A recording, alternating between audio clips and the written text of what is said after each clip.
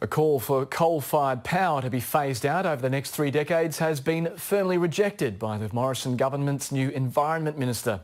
Melissa Price says coal remains an important part of Australia's energy mix. And as political editor Andrew Probyn explains, the government's response to a United Nations expert panel has underlined a lack of bipartisanship on climate and energy policy. Here we go, just like a caucus. She's the new Environment Minister. Will she hurt someone? Hello? A ministerial novice now lumbered with an area of policy that has once again slipped from the Coalition's grip. And joining us now is Melissa Price, the Federal Environment Minister. Good morning. Responding to a new report by the world's leading climate scientists. We've told you the scientific facts, the evidence, the costs.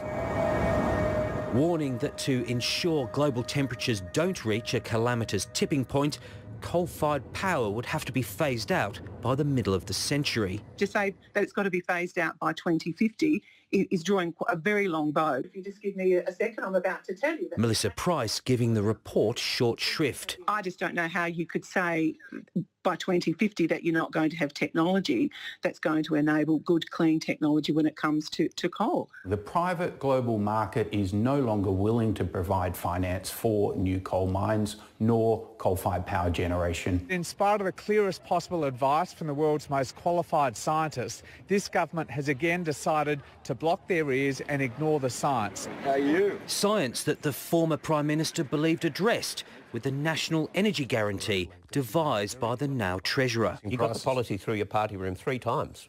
We did. With significant numbers. We did. And it's dead. And it is. Thanks, mate. Thank you. Killed off in part because some in the Liberal party room couldn't stomach striking a deal with Labor. Scott Morrison says Australia will meet its emission reduction targets, even though emissions have increased under the Coalition. He says his priority is lowering power prices. But experts say the best way of doing both is by having a mechanism. I'm sure it's going to be a topic for the next federal election, and I'm waiting to hear the policies from all parties. I'm not going to rule out things based on ideology. If the past decade is any guide, avoiding ideology will be a tough ask. Thanks very much, Tuck. Andrew Probyn, ABC News, Canberra.